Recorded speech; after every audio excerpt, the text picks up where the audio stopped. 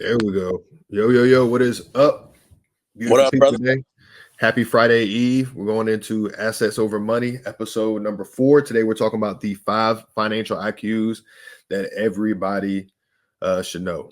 But yeah, this is I guess a topic inspired by my boy Kevin, man. So what was really the inspiration on this topic? Well, I mean, because we all go through these stages of earning money and learning about money, but a lot of us don't understand how to scale and increase your money. And I just thought these 5 financial IQs could definitely help someone lead them there. You know what I mean? So, I mean, every one of them just basically shows you from the start where you start getting your first job and you start making money on how you protect that money and how you budget that money, how you leverage your have make that money make more money for you, and just improving your financial information and being able to connect with the right people and scaling the way you want to live. So I just think it's a major obstacle for most of us because we don't know much about money, right? So all we learn how to do is get a job and get a paycheck every 2 weeks or every month, right? But we don't know how to protect that money. We don't usually budget our money, and most of us don't invest our money. So, I think it's just a good opportunity for us to be able to lay it out and to give people what they need. 100%, man. I know you the man with all the ideas. I know you got like a whole iPhone notes thing you share with me with like 1,000 different topics, man. But I think this one is, I think it's great, man, because I mean, kind of like just kind of piggybacking off of what you said, it's really important for people to understand not just what to do as far as making a job, as far as bringing in a paycheck, but all the things that you can do with that paycheck if you apply some of these principles, especially like budgeting. I can't wait till we get to the budgeting piece. I think that's like number 3 down on the list. But budgeting, that's my sauce, man. I love budgeting, man. Love budgeting. I can talk about that all day because it's just so important, right? You have to have a home. You have to know where exactly your money's going, and when you take charge and kind of take my money's going to go to these different facets, then you kind of put you back in the driver's seat because Uncle Sam going to have their hand in your pocket anyway. They're going to take that 20, 30, 40% away from you right off gate. So it's important to make do and do things with the stuff that you have.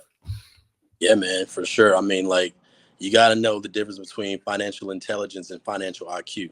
You know what I mean? So, just because someone is a doctor and they're making 900,000 a year, they have a high financial intelligence, but they're still paying 50% taxes. So, really, they're pulling out about 450 to 500,000, but they're living off the 900. You see where I'm going? So, like, Yeah. some paying less taxes, high, might not be making 900,000 a year, but if you're paying 10% in tax or 5% in tax, your financial IQ is higher than that person that is making 900,000. So, it's just a matter of how we look at it and exactly what we're looking at end game, what the end goal is for each one of them. Yeah. No, 100%, bro. Let's jump into number 1, man. I think you should kind of start off. So as far as what number 1, financial IQ number 1, we got making more money. So could you just kind of dive into that a little bit? Yeah, bro. I mean, at the end of the day, I mean, it's always important to make money for us. I mean, if you don't make money, you can't live in this world nowadays, right? Because everything is going up, all the prices are going up. You got to be able to understand how to make money, whether it's just your 9 to 5 job, you're going to college. Most of us graduating from college, we come out trying to get a job, and usually that's you know most of us it's our first job, right? And first real job anyway, and then we start working it, we start making money, we're paying taxes, and next thing you know, you're living from check to check, right? Because you're paying your bills every month, you're going back to work every day. But then you have to think about, well, hey, what if I want to live a little bit better than what I'm living? Most folks think they can just go from job to job to job and think that their working income is going to increase them or make them wealthy, when in reality, I mean, if you're working a job, it's not going to help. It's not going to let you be wealthy. I mean, the biggest takers from our money is taxes and the I think the educational system, right? Because if you're not going to school to be a doctor, lawyer, engineer, or something high net worth like that, I mean, if you're going to school for communications and you blow 200,000 for college tuition fees, I mean, I don't know how much it's worth it, right? And so now Yeah. you're buying 8 ball, and you're paying this 200,000 in loan debt back, and it's like a mortgage every month, right? So you have to be able to fully understand, what you have to do to build wealth. You got to have other type of entrepreneurial avenues, entrepreneurial ventures that, a little side hustle, that's what most of us call it, side hustle. But, real estate investing can be a side hustle. I mean, commercial multifamily could be a side hustle, right? So no matter if you're working your job, you still got to make time to be able to do the things on the side like that real estate. I remember when I was working my corporate job in 2012 to 2018, and I still had my real estate license on the side. I was helping people buy and sell real estate, and we were buying ourselves, right? So not only was I getting the salary from my corporate America job, I was also making a good.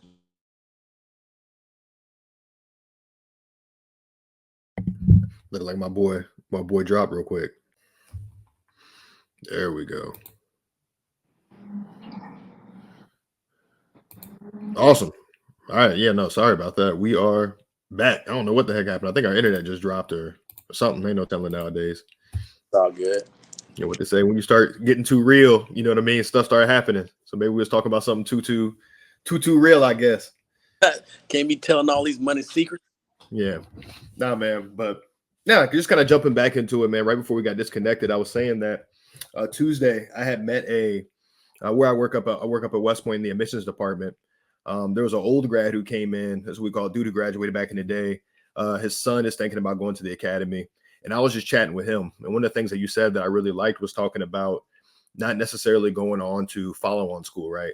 So it made me think about when I met this guy. So I met him. He came in, was just asking about his son, asking about some things that have changed at the academy. So I just asked him, what he did, and he told me he was a high up executive up at a bank based out of Chicago. And I was like, oh man, that's really awesome. And I assume he's making some good money. If you're executive, you could tell he had like the vest on, and I could just tell the glasses. I was like, yeah, this guy make some money. You can tell, it was Vineyard Vines. It wasn't no USPA, you know what I mean? Or Brooks Brothers. It wasn't USPA, you know what I mean? But yeah, I was just asking him, what he did. And then my buddy was there with me. He asked him what his path was, because he's thinking about going to business school to study finance and do all this other stuff. And he was like, I'll tell you what, like one thing that I didn't do is after I got out of the military, I didn't go get an MBA right away. Basically what he said is a lot of people, and you see it too, a lot of people, as soon as they transition out of the military, the first thing they do is they press the button and say, I'm gonna go get an MBA, and don't necessarily know why they want to get it or what they're going to do with it, but they just say, I'm gonna go get an MBA. Right. And if you're smart, obviously you can get a scholarship and whatnot. But for a lot of people, you got to come out of pocket if you don't have the GI Bill.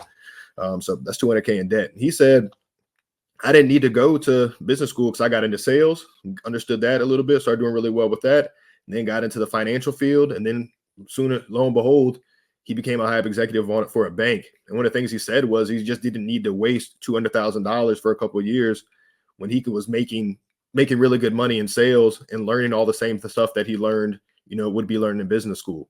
And now where he's at without having to do that was just something I thought that was something that was inspiring to me. I'm actually going to connect with him. I got his info. So I'm going to reach out to him on LinkedIn. But that was just something that I thought was awesome, man. And just to kind of illustrate that point that, going and getting a master's degree or a doctor's degree, or even going to college period isn't 100% necessary. Putting yourself in a whole bunch of debt isn't necessary if you do not have your plan 100% figured out yet. Because a lot of people too, you see, go to school, get these degrees, and the jobs that they end up working in have nothing to do with the major or the field that they were studying while they're at school. That's it. That's it. And really, it's just a waste of time and a waste of money, if you ask me. I mean, because if I'm a high school student now, I mean, I'm looking more at doing a trade if I don't have a scholarship to go to college, right? I mean, because like I can get the trade. I mean, take for an electrician or say an HVAC, or a plumber, or whatever you decide you want to do in a trade wise. I mean, you can be making way more money in 4 years than that person going to school and behind the eight ball with 200,000 in debt. So I mean, it's just it depends on how you want to work. I mean, we've all been programmed to, after high school, college is what it is, and that's the rule. And if you want to be wealthy or if you want to have a good life, this is what you're supposed to do, right? But a lot of times, when folks are going to college, getting degrees that they don't even know about. Um, I mean, they don't even use it. I mean, I went to school for art history. I mean, the good thing that I didn't have to pay to go, right? Because like I got out and I was teaching high school and I was pretty much poor. You know what I'm saying? I'm like, how can anyone live off of this a month? And it was just the worst opportunity. I mean, that I knew that being a teacher, not knocking any teachers, right? I mean, because if you grow up and you want to be a teacher and you're a teacher, you're a success, right? Because that's what you chose to do and that's what you wanted to do. But for me, I mean, just being a teacher is just wasn't enough for me, right? So I had to be able to go out and learn how to do other things. And, right after that, I got my real estate license and, I started doing more than a teacher's salary could do for me. So, you just got to think about the way you want to live and, ha- think about the things you want in life, right? Because a lot of us just get pushed into college by our parents, our friends, people we grew up with, because we're like robots. Everybody's trained to go to college and get a good job so you can pay taxes. I think that's just the American way because, if you're a taxpayer, you're basically a battery in the country, almost like the Yeah. nation. And it's like, bro, too, with that, man, the concept of being a taxpayer, and I'll jump back into topics. I know I'm going off topic a little bit here. Is when you think about it, it's like it's almost like people that wear it as a badge of honor. Like I pay my taxes and I'm a tax-paying citizen. When in reality, the ultra rich, the people who are making all this money, they ain't paying taxes. But No, we sir. are the middle class and below, we're paying these taxes and we're proud of it. Proud to be giving our money right away because we don't know how to diversify. We don't know how to put our money in other streams. Yep. And yeah, I think that is solid. I have another point I'm going to circle back to a little bit further on. I wanted to hit on, but I guess jumping into number two, protecting your money, man. You wanna hit that one off? Yeah, man. I mean, so once you start making money and you got that good job and you know you're making that money on the side hustle, you want to learn how to protect that money, right? So you think about market downturns, lawsuits, inflation, everything that's going on today, right? I mean, you look at inflation. I mean, inflation is kicking the countries in the butt right now. And you think about real estate downturns. I mean, I was around when the recession was around, and even now, like it's still kind of choppy with us right now because I mean interest rates went up. So you have to understand the downturns. You have to understand how to use insurance to protect your assets, whether it's health or life insurance, property insurance. If your property burns down, you want to make sure that those things are protected, right? So you want to be able to, you know, do everything you can to not have to go in that downturn. So a lot of people, you know, I would say, if you don't have insurance on a property and it catches on fire, then you just lost that whole property, right? And same goes with it, in life insurance, right? A lot of folks don't have life insurance, but that's how you continue to get wealthier and pass that wealth down to your family and people that come behind you. So you want to learn those type of different ways to protect your assets, protect your money. You also want to be able to, not pay as, because I mean, I don't know about you, but I don't carry that as a badge of honor, paying taxes, right? So Yeah, I'd rather not pay any taxes and have cash flow coming in every single month and not having to worry about that. I mean, the thing about having been an entrepreneur and increasing your cash flow is that you don't pay taxes up front, you pay it on the back end. And most of the times when you pay it on the back end, it's just on paper. It's not coming out of your pocket directly. So that's why, we invest in multifamily and we try to acquire as many multifamily properties as possible because the more properties we can get under our belt and in our portfolio, the less taxes we're gonna have to pay. So, we want to be able to minimize those tax liabilities while having, corporate structures in place, LLCs, trust to safeguard, you know, our wealth. And so the more information you can have to protect your wealth and the more tools you have and the right people you have in your corner, I mean, you can always minimize that. So I'm just, it's just amazing to me how some folks don't even understand how to set up a trust or an LLC or, all they know how to do is pay, get that little small check when it comes tax time, right? Because that refund, that's what a lot of folks think about, getting yeah, that, right? I want and yeah, that. And it's and just really to that. kind of, and it kind of put that notion, man, what a refund is. A lot of people don't know this, and I actually learned this later in life. Probably honestly, like 4 or 5 years ago, I learned this, and this is something that kind of blew my mind. So all a tax refund is literally you overpaid for stuff. It's the government paying you back money that you overpaid on. So a Pretty lot of much. people look at it as the government is free money.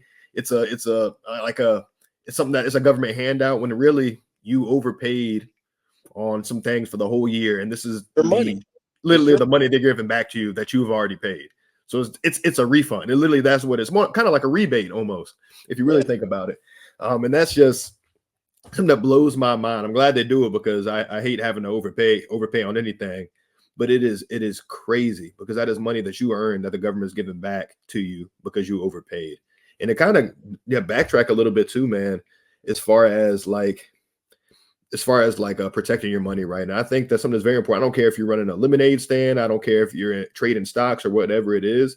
If you're going to be doing some type of side hustle and you're going to be doing it consistently, you should really think about, obviously consult, tax professional, consult an attorney, but to really think about putting your side hustle into some type of entity, whether it is a LLC or a S corporation, whatever it is. Think about putting in some type of entity because there are so many different things that you can do right as far as tax write-offs that can save you so much money and put more money in your pocket as a just as an entrepreneur, as a business owner. And that's something that something that's very interesting to you. Let me know, and I can try to reach out to just make some comments or send me a DM. I can reach out. I know a couple CPAs. I know Kevin knows a few CPAs and things like that. And maybe we can bring somebody on to kind of talk through what exactly that looks like. And a book that you can read too on that. And I didn't finish it. Just full disclosure, I'm about halfway through. It's called Tax Free Wealth. Forgot by the name of the author who looked at it. I will look at it at the end of this or sometime while we're talking and put it in the chat or something like that. But the author of that book, he talks about all the tax secrets, the tax codes that we have, right? Because as an entrepreneur, right, this is America, right? It's the land of the free, home of the brave, right? The government wants more entrepreneurs within the economy.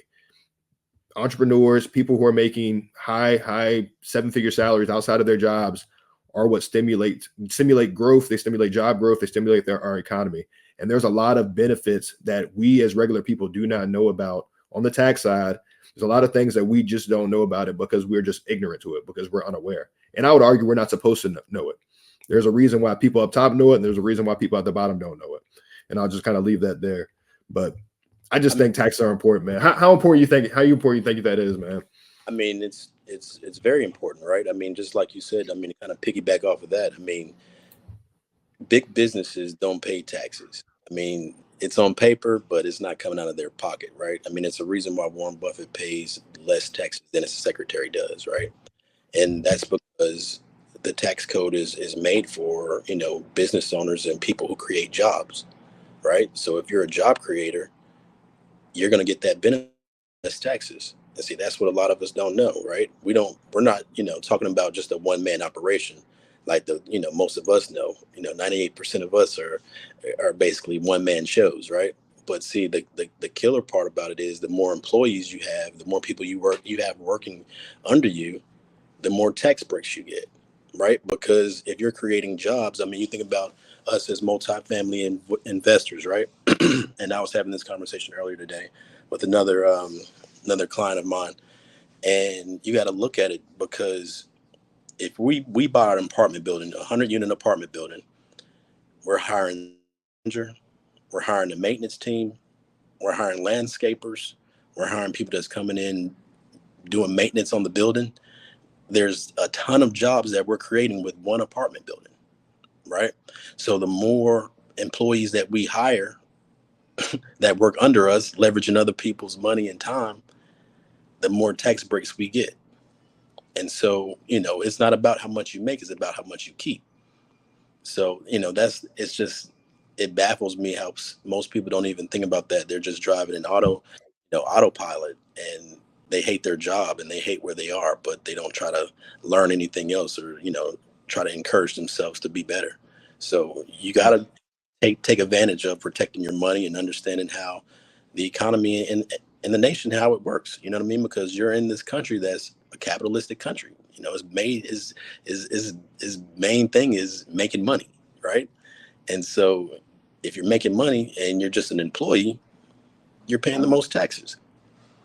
So it's so advantageous for someone who wants to live a different type lifestyle to understand, for one, I have to make different types of income. I have to have different streams of income but I also have to be able to protect it. And I also have to be able to, understand how to leverage that to do other things. So I think this topic today is just amazing for me, man. Yeah. Yeah, man. And I'll go ahead and get ready to move on to I guess number three, man. But just to kind of summarize that, right? As far as protecting your wealth, think about starting to, like, if you have any type of side hustle or business that you're entrepreneurial business or anything like that you're kind of jumping into, think about setting up an entity, LLC, one of those things, something like that. As far as taxes, think about how you can take advantage of, say, put more money in your pocket, talk to a CPA, talk to a tax attorney, things like that. Learn about those, read books about taxes. Number three, look into other things such as life insurance. People utilize life insurance as a shield for a lot of different things. Think about starting a trust, things like that. But we can dive into all those topics again a little bit later. If y'all want to know about it, just shoot us a DM or a message, man, and we can bring people on here to just try to add as much value as we can to you guys. But jumping into number three, budgeting your money. And this is probably and all these on here today, this is probably my favorite, man, because man, this is my favorite, man. To kind of just jump into it, I mean, story behind it, man. Long story short, I have always been about saving money, and really the roots behind that is my grandma Catherine. Hope she's on here listening. Maybe she ain't, but if she isn't, I'm gonna send her this anyway. My grandma Catherine. I remember as a little kid, she'd give us money and she'd always tell us to save it, no matter if it was 50 cents, 10 cents, which I guess was a lot of money, back in her day. But talking about always saving your money, right? And I remember I used to always try to make money. I used to always try to hustle ever since I was like a little kid. So I specifically remember, and when I was in probably like kindergarten. Yeah, kindergarten. My grandfather used to always take me to on a military base. He used to always take me to the PX, right, the post exchange, and I would always ask for 25 cents or 50 cents so I can hit the little gumball machine and get like little bouncy balls and little toys and things like that.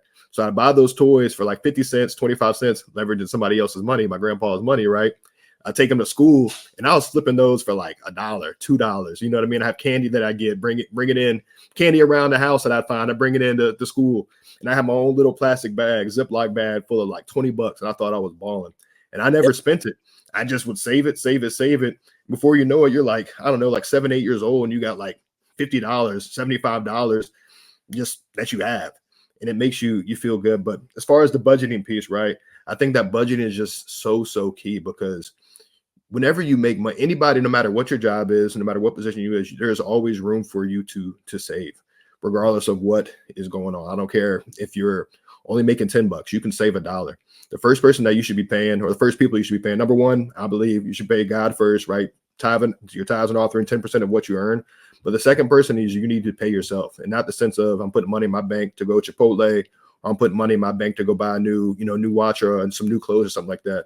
But money into your bank to where you can either invest it into something that you're passionate about and following, or putting money away for a rainy day fund or like a loss of income fund or something like that.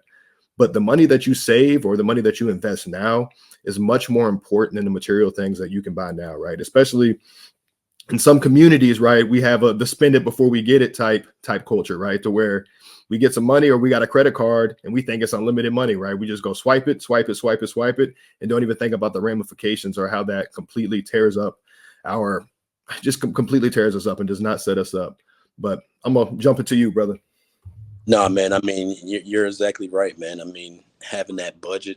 I mean, I sold candy at school too, cuz I know what you mean by that. You know what I'm saying? You go get 12 Kit Kats or 12 Reese's for $2, and you selling each one, in a 12 pack for $2 a piece. So like, hey, hitting them in the head and understanding what your budgets is. So I mean, it's no different than having a budget for your household expenses or whatever expenses you have every month, right? Because I mean that's why I always tell my students and folks I talk to about multifamily, start at the end and kind of reverse engineer, right? Understand the number that you need, whether it's 10,000, 20,000, 30,000 a month to live the way you want to live. You basically you're setting that target and that goal, right? So if the end goal is 30,000 a month, then you know that everything I do should be going towards increasing that 30,000 a month, right? So like I'll know if I want to get there, I have to be able to, one, buy multifamily properties, buy real estate that's going to cash flow every single month. But every property that we purchase or we acquire is getting us closer and closer to that number. So for all of you folks out there right now who are, balancing a 9 to 5 job and wondering how we get out of this, you have to come up with the number that you need every single month to pay all your expenses, to travel if you want to, grocery, gas, plane tickets, whatever you want to do. You have to come up with that number. Once you come up with that number, now you have to find the tools to get there. So what we do, we use multifamily real estate. Multifamily real estate is always cash flowing. The equity is always growing because rent never goes down. It's always going up. And so we want to be able to put those funds in our pocket every single month. That cash flow is what gets us out of the rat race. It gives you the freedom to be able to do the things you want to do. So having that budget of what your expenses are every month is major, right? You create that financial cushion through budgeting and reducing. I mean, it helps you reduce the stress, right? So it doesn't just help you, it helps everyone around you. So if you have a Yeah. family, have kids, I mean, because you don't want your kids growing up and just blowing money, because you got to know the value of a dollar, right? And so if you know the value of a dollar, you know that you can always, live off 70% of it if you wanted to, and put the other 30% away. I mean, I teach my daughter right now. I mean, you got to have a multitude of accounts, right? You got to have an account for your expenses. You got to have an account that you blow every single month. You got to have an account for long-term saving that you're going to spend, say for like college tuition. And you got to have an account that that you're going to invest in. That it's the golden goose account. That's what I call it, right? It's money that always goes in, but you never spend the golden goose. You only spend the eggs of the goose. And so you have to be able to put those in perspective and be able to say, hey, when I get this check for $100, 10% is going to tithes, 10% is going somewhere else, but it's all broken down. So no matter what money you get, even if making $100 a month, you're still basically budgeting it. And, you're basically taking yourself away from the rat race, because if you can budget your own money and come up with your expenses, then you can make more money than what your expenses hold. Right. Yeah. Bro, 100%, man. And I think, man, just to kind of add to that, man, there's a concept by Dave Ramsey. If you don't know who Dave Ramsey is, he's like a financial guru. I don't agree with everything he says, but I agree with some of the stuff he says. He operates on one of the things that I think he got right that I really like is called the zero-based budget, or a zero balance budget. And essentially what that is you keeping track of every dollar that comes in. So if you guys have a job, you know how much you get paid. And if you don't know how much you paid, a quick tool that you can do, or quick exercise you can do, is go through the last 3 months of whenever you gotten paid, the last few weeks or whatever it is, but take the average of the last 3 months, and that's the average that you could probably budget for how much you get paid. But essentially you get paid, say you get paid $100, $10 goes to tithes, say, $10 go to saving, and the other $80 goes to split between expenses and everything like that, right? So essentially every dollar has a home. So at no point, whenever your money comes into your account, my wife and I do something similar to what you're saying. We have it separated by different accounts. We have a fixed expenses account, right? So fixed expenses are your things that don't change because it's fixed. So those are things like your phone bill. That's not going to pretty much change. Your mortgage on your house, that's not going to change. Water, gas, that's usually right around the same. And then we have a variable account, variable expenses. So variable is things that do change, right? We budget a certain amount within the variable expenses, right? And those encompass things such as, gas, groceries, getting a haircut, things like that. So those are things that do kind of vary. They go up and down, but you have an idea and say, hey, I'm not going to spend no more than, $500 a month on groceries, if that's the case, right? Right. And then if you spend under it, that doesn't mean you just put money, I'm going to go blow this money. That's money that can either go into a savings account, or that's money that you have boosting up that account. And once it gets to a certain level, you can move to a different area. And then within that, we could break it down a whole lot longer, but it would be here for a long time. But I think that having a zero balance budget is very, very much so important, man. You have to know where your money is going. And that's not to say you can't have fun. If you want to budget, if you're getting paid and you want to budget, hey, I prioritize going out and hanging out, I want to budget, $300 a month to go out to eat. That's fine. So long as you are budgeting for it and Right. hold yourself to a standard, not going over it. Exactly. And so you want to be able to predict your income, right? So if you have your expenses and you know what you want to be, you want to be able to predict that. If you know your expenses is X and you're bringing in Y, if I bring in, Z, another form of income, we can, increase your savings, you can increase your investments, and you can kind of increase your cash flow. So, I think It's a definitely a must to be able to budget. I mean, even when we're doing multifamily, I mean, we have our income that comes in and we have our expenses that we pay out every month. And they're not always fixed, right? But we have to be able to predict those to be able to project exactly what we're doing. So we want that building to continue to cash flow and we want the equity to increase. So we have to be able to predict the expenses and minimize as much as possible to get the maximum outcome. So just keep budgeting and keep growing. Yeah. And again, hey, if you want us to dive deeper into this topic, just shoot us a DM or something like that, and we'll do a whole call on it. Jumping into number 4, I'm gonna let you head this piece off, 'cause I already know you got some interesting stuff to say on it, man. But number 4 is leveraging your money. Right, right. So, one thing that we didn't learn is, as black and brown people, we never learned how to leverage other people's money and other people's time, right? If you're, those are the biggest two forms of leverage you ever want to be able to do because I always go back to multifamily. But at the end of the day, when we're leveraging other people's time, you think about the property manager that works for us, the maintenance worker, the landscaper, the person who's, fixing the toilets, the electrician that comes in that may have to fix something in the building. All of those are jobs that we're creating, right? So at the end of the day, we want to be able to leverage other people's time and we leverage other people's money like investors, right? So we have investors that come in and want to be a passive investor just to get cash flow and increase their net worth, right? So we show them how to basically leverage their money without them doing anything, and we leverage other people's time to give us the freedom that we want, right? Because if you can leverage other people's money and you can leverage other people's time, it'll give you the freedom to do the things you want to do because it'll take you away from that 9 to 5 job. Most of us, if we're making 10, 15, 20,000 a month in cash flow where we don't have to be there for it to come in, that's going to change a lot of our lives, right? So being able to leverage that, I mean, most of us only understand how to leverage our bodies and time by going sitting in a cubicle every day and working somebody else's job, right?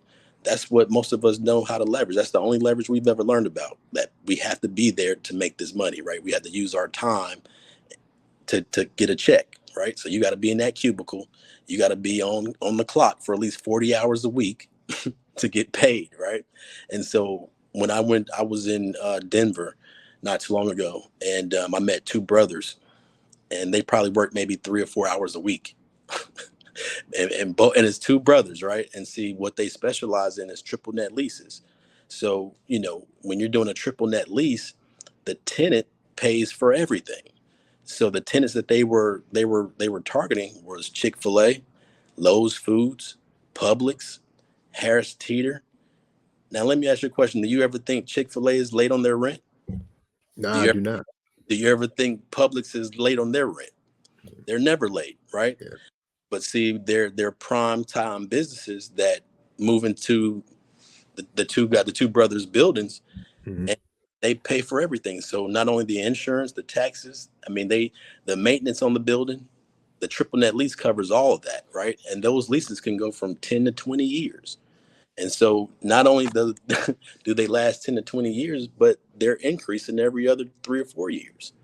So like not only do they maximize their time by only working 2 to 4 hours a week, but all they're doing is looking for other buildings to put more and more great tenants in, right? And so when you're targeting tenants like Chick-fil-A, Lowe's Foods, and Publix, and things of that nature, these businesses are not going out of style anytime soon. And on Yeah. top of that, that they're going to pay their rent every first of the month. They're not going to be late, May right? even pay on the 31st of the month prior. Mhm. Exactly, right. So those two brothers kind of their niche was triple net leasing, and that gives them the freedom they want to be able to do, travel the way they want to travel, connect with other people they want to connect with, invest in other building and other businesses and other buildings. I mean, and it's all about the freedom and the way you want to live, right? I mean, a lot of us, like I say, are on co-pilot or like just going through life without, not even at the steering wheel. We're just letting the autopilot go. And see, that's the killer part because the more, I think if you're not educating yourself and you're not a constant learner, you're dying. Yeah. So you got to leverage your money. You got to leverage other people's money. You got to leverage other people's time, right? So understanding the difference between good debt and bad debt. I mean, you know, bad debt is liabilities. I mean, student debt, credit card bills. I mean, but good debt, hey, having a debt on a 100 unit apartment building that cash flows about 12,000 a month. I mean, I'm okay with having that debt if it's giving me 12 grand a month, right? Yep. Not to mention that I got the equity and I have leverage with the building. So like you have to understand how to continuously get better, even if it's just 1%. I mean, one of my favorite books is the Compound Effect, right? And so the compound effect, getting that 1% better every day, in whatever way you want to do that, right? So it's you got to understand how to leverage your money and continually be a student throughout, so you can be better for it. Yeah, it's so important, and like even at the lowest level, that is something that you're able to do. At the Right. lowest level, that is something you're able to do. There's a whole bunch of different loan programs. If real estate is your niche or real estate is your thing, there's a lot of different loan programs that allow you to put little money down, or even acquire houses with no money down. We can talk about that in a different episode, but put little money down, live in a house, fix it up while you live in it. Stay in it for about a year, and then you can move somewhere else and do the same thing, rinse and repeat the same thing, right? There's a lot of different strategies that are available, again, that anybody can do, no matter what level that you're on. It could be somebody who has no experience in real estate at all. It could be somebody who has all the experience in the world. What it takes is really just taking the time to, I don't know, if you don't know something, just ask about it. Like YouTube, I think really people don't really understand the power of YouTube. YouTube was pretty key. Yeah, it was key to me getting my first like wholesale deal, 4 or 5 years ago in real estate from YouTube. This is before I paid any class. I learned how to how to buy real estate, or I learned how to do wholesaling for free off of YouTube, some for free. Like, so there's really no excuse. Anything that you want to learn about, I promise you, somebody's probably done it before. So all you have to do is take the time, and it's going to take a little bit of effort, but you have to be willing to take that chance, take that first step, and take that leap into actually making a difference. Because again, if you're not getting better, you're dying.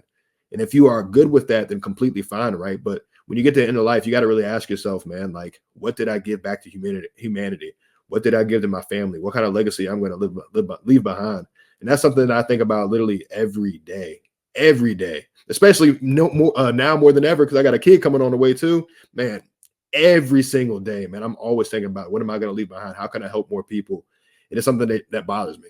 It's something that keeps me up at night. But Yeah, let me dog. shut up. That's true though, right? I mean, you gotta be able to prepare for that and be able to put it in perspective. Because if you don't, I mean, you'll get caught in not doing anything, and then when it happens, you're just your ass out almost to a certain extent. And so you got want to put everything into perspective, and exactly, that's why I always tell folks, start at the end game and what you want at the end, and then kind of reverse engineer your way back to the where you are, right, and what it takes to get to the end goal, because a lot Yeah, of folks don't even know what the end goal is, right? I think the goal of the money game is to not work if you don't want to, right? I mean, I know that that's the goal for me, right? I mean, I don't want to have to work if I don't want to. I, yeah, I don't know how you want to live, but if I don't have to work, you know, that's my choice, right? I mean, Warren Buffett still works and he's like 1,000 years old, right? So he's like up there. at the end of the day, he wants to do that because it's not a job for him. It's just something he likes to do. Yeah, So and the I, impact that he's making too, man. I want to live like that, right? I want to Yeah, live like, hey, I can still go to work because this is just what I like to do, and I have employees that to work for. So, I'm just going from business to business, making sure everything is running the way it needs to. exactly, man. And jumping into number 5 here, man. We already kind of jumped into it a little bit, but improving your financial information, right? So I think a big piece on that is just education, man. The things that you want to do. Again, YouTube is a great place to start, or even Google is a good place to start, man. And whatever it is, just ask somebody. Closed mouths don't get fed, man. So if there's things that you're passionate about and there's things that you want to do, you have to make it known. I understand, the ability, I think, is big, what the grind in silence and things like that. But the people who are out there connecting and networking and letting people know what they do, those are the people who are getting ahead a lot faster, getting ahead a lot faster. Like there was a time probably for like honestly, like the first 2.5, 3 years that I was in real estate, yeah, about 2.5 years, I really didn't tell anybody what I was doing except a select few. And it wasn't that I was like embarrassed or anything like that, but it was just I just didn't want to tell anybody, man. I want to go out and I want to do it on my own. I want to go make my own way, do my own path, man. It's hard. It's hard to do it that way, man. once you realize there are so many people who have come before you and have been very, very successful in the field that you're in, you'd be stupid not to ask them to help you out. You'd be stupid not to let people know what you're doing, because that is how you evoke change, and that's how you get to where you want to go faster. As soon as I started reaching out to people who had more success in the exact same field that I was in, it allowed me to like navigate the road, man. Imagine you're driving down the road, a bumpy road, right? Hitting all these potholes that you don't know. But if you hit somebody up, be like, yeah, I drive down 95 every day. Take exit, exit 9B, you know what I mean? So you're not hitting no potholes. It makes it so much smoother for you and allows you to get to that destination a lot quicker. For sure. So I mean, I'll tell you one word that kind of changed it for me was humility, right? Humility is basically asking for help when you, right, and not being prideful and thinking you got it by yourself. Like you just said, I used to want to do it all by myself, right, and thought I could do it on my own without going, without talking to nobody else. I don't want to talk to nobody else. I want to do this so I don't have to deal with nobody, right? And the way that you want to live, there's no way in the world you're gonna be able to do it by yourself. So being able to have the humility for your, what I'm saying, to say, to humble yourself enough to say, you know what, I need help, and I'm gonna ask you for it, right? And that's, I love putting myself around like-minded individuals and groups, like we're in right now, where people are constantly, no one's in each other's pockets because everybody's doing their own thing. And so, people want to help you, but you just have to be, have the humility to be able to say, you know what, I need the help. I don't know everything. These are the holes that I have in my business. And, I have to be willing to put myself around like-minded individuals that are doing the things that I want to do. So, it's just having humility, man. I used to be so prideful and not saying, I need help, or, I need your help, or I'm going to use someone else to get the things that I need. I always wanted to do it, play hero ball, James Harden style. You know what I'm saying? Mm-hmm. And I mean, they played last night, first game of the year, and he had a great game, and they lost. You know what I'm saying? I mean, so like at the end, still hasn't figured it out yet. But in the, like, having that team, and you look at Golden State, even without Clay, I mean, they look phenomenal. You know what I'm saying? Because people buy into the system, right? And it's the system that was going to propel you, not you being the talent. Yep. Dang. Yeah, that's deep, man. That is deep. Yeah, and I think to kind of wrap everything up, man, is yeah, I love these topics. These are all solid topics. And just kind of run through them again, right? So number one, the 5 financial IQs. Number one, focusing on making more money. Number two, protecting your money. Number three, budgeting your money. Number four, leveraging your money. And number five, improving your financial information / education, right? So at all those topics, man, I hope that was beneficial. We'll have a recording. Recording is going to be on Facebook, should be on Instagram, it's going to be on my YouTube as well too. But yeah, outside of that, just let us know if you guys have questions and things like that. Throw them in the chat. Like, just for folks on Facebook, we can't see Facebook, so I'm trying to push the YouTube and the Instagram because I can't see Facebook comments while we're on here live, so everybody knows. So if you have questions, please join the YouTube. I can see them live. I can post them. And actually, we did have one question. My nephew jumped on. He said, "How do I invest some money and double it?" So I kind of want to ponder on that a little bit. Just for context, he is 16, I want to say. Yeah, Okay. 16 years old.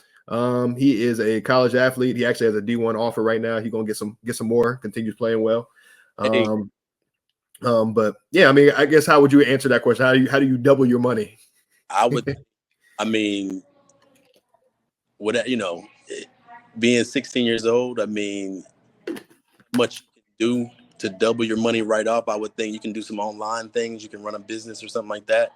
But even with that, it's, doubling your money is not is tough. You know what I'm saying? Especially if you have a lot of it, right? I mean, so you have to have the right investment tools and the strategies to put it into, right? I mean, just because you have $100,000, or even if just because someone hits the lottery and they win $10 million, don't make them a millionaire, right? Because they could spend that money just as they made it, because Yep. they don't have millionaire principles. So what I would say do would be to invest in yourself, invest in, learning more about money, learning more about financial education, and surrounding yourself with people who are living. Yeah. Was that last part you said? It cut off a little bit there. Oh, my bad. I said, well, basically, surrounding yourself with, I would say, take that money and invest in yourself. I'm not saying spend it on college or anything like that. But what I'm saying is get around people who are doing the things that you want to do and who are living the way you want to live, and Yeah, basically see what they're doing and see, what can I do that can put me in a place to live the way I want to live. yeah, And understand that, you try to get around them. I mean, because, success always leaves clues. yeah. And man, and Oh, I got man. I think that's probably going to be my answer too. And I think, man, one thing that I would add to that, as far as another answer for it, especially because I know where he lives. He lives in a nice neighborhood. It's a big neighborhood, nice neighborhood. There's a lot of people out there who would pay money to see you out there cutting their grass, just in general. See some kids out there cutting grass, and that was something that I would say that me and a couple of kids in my neighborhood did growing up, and a lot of folks can relate to it as well. But you could literally start like a landscaping company at 16, and something that you continue on for however long that you want, right? You get a couple of your friends together, y'all start cutting grass, you charge a rate, then you can start bringing on more people, right? Start hiring on more people. You're paying them, hey, I'll give you $20 to cut this grass when you're getting paid 50 by the owner to cut it. You know what I mean? You start doing that long enough, you can start offering different services and things like that, right? So that's another thing that you could do to double your money. But there's no get rich quick scheme. If anybody tries to tell you do something in a couple of days, you can double your money doing X, Y, Z. It's either extremely risky and it's not worth it, or it's probably not true and you can get scammed. So, there but you yeah. go. That's it, man. So just keep your head up, keep pushing forward, and get around other successful people. 100%, 100%. But yeah, but now outside of that, man, I think that pretty much wraps it up, man. I'm gonna be posting some things here over the next few weeks. I really just want to know what you guys want us to talk about, man, Yeah. because whatever Yes. you want to learn, like whatever you want to learn about, I promise you, if we ain't got the resources, we know people who have the resources, and we just want to provide and add value to you. So literally anything you want to talk about, financially related, budgeting related, faith related, just let us know. And yeah, we'll see you guys here in 2 weeks. But y'all go out there, crush it. No time to chill. We're trying to build. Hope y'all enjoyed episode number 4. Peace. Later.